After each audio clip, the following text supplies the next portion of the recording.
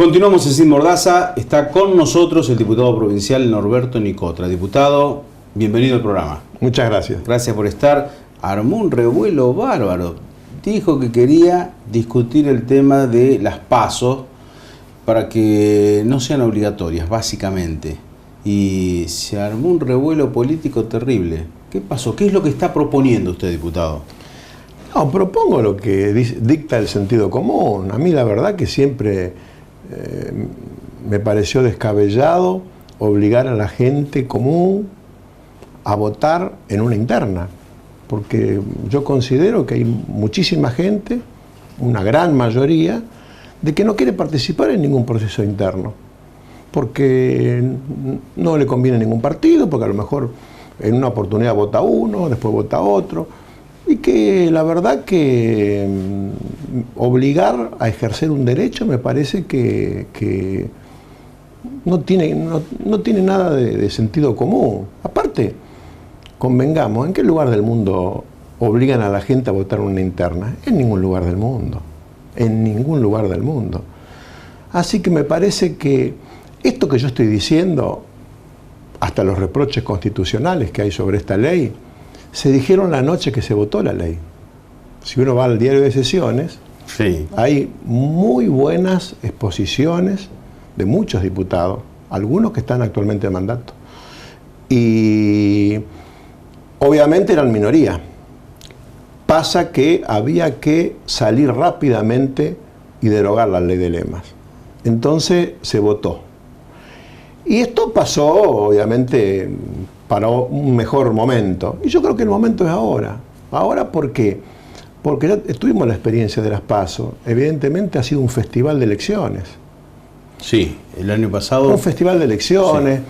Sí. Y obligar a la gente obligada a participar en todas las elecciones, como no hubo diferencia entre una interna y la general. Y no hubo ninguna diferencia. Todas iguales por la intensidad y por ser obligatoria.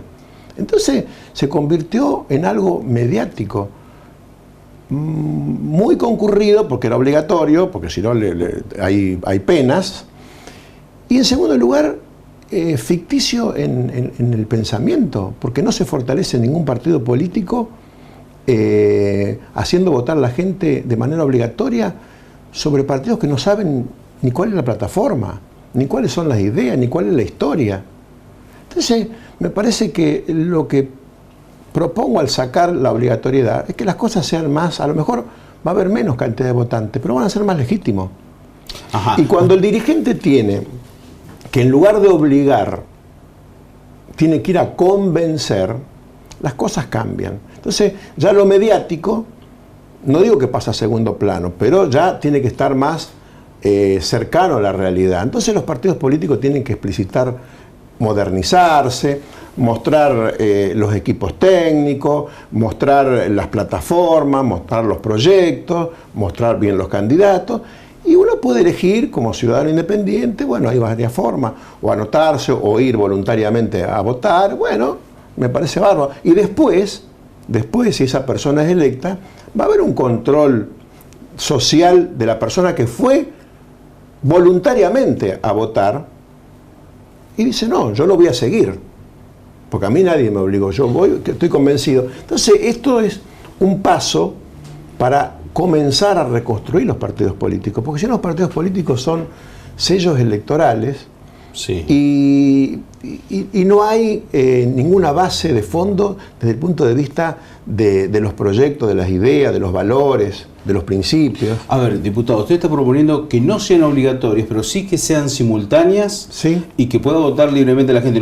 No necesariamente que sean los afiliados del justicialismo que voten en ese sector, los radicales. Eso se mantendría. Sí.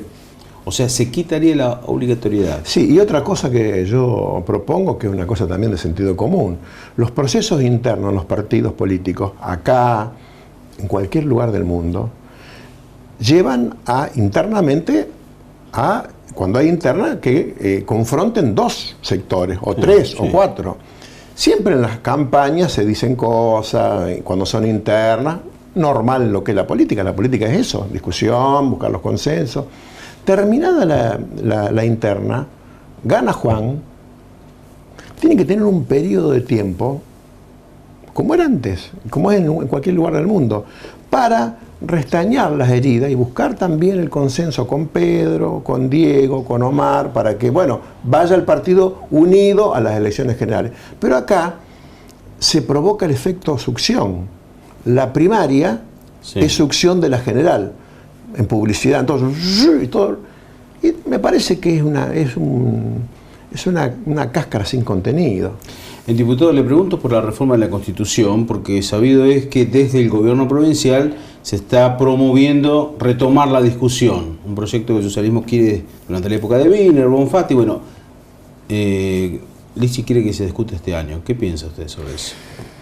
Hay que ver para qué, hay que ser muy cuidadoso. Si uno hace un poco de historia de las reformas constitucionales provinciales en el país, el balance es negativo.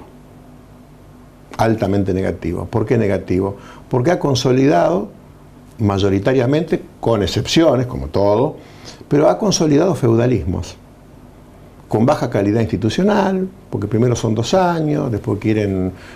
bueno, uno ve lo que pasa en otras provincias, la alternancia no se da, y la democracia es alternancia. ¿Quieren discutirlo? Bueno, hay que ver. Si la base fundamental es la reelección, yo creo que me parece que va a ser muy difícil. Hay algunas cosas.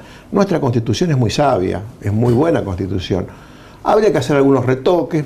Yo me inclinaría, por ejemplo, el fundamental, que la Cámara de Diputados se elija por sistema DON. Ajá. No eso, por la composición actual 28 y 22. Eso sería, porque eso se dio en un momento muy especial, donde el país era otro, tenía su justificación. Ahora las cosas han cambiado, me parece que lo más democrático es eso. Va a haber minorías representadas, me parece eso. Lo de la reelección me parece que es de segundo plano, me parece que no es lo principal para reformar. Eso sí, tendría que ser una cosa muy consensuada, con puntos muy concretos, porque reformar por reformar la historia, bueno, yo estoy en contra de la reforma de la Constitución de la Argentina, por ejemplo. Yo creo que ahí empieza todo a quebrarse el federalismo en la Argentina, que sabiamente había construido la Constitución de 1853. La reforma constitucional del 94 yo creo que destruye el federalismo. El Senado no es más el Senado, segunda cámara es una segunda cámara de diputados, se pierde la autonomía de las provincias, ¿sí? Porque, bueno, hay que estudiar un poquito de historia para ver que es así. Así que hay que ser cuidadoso. Diputado, muchísimas gracias por estar con nosotros.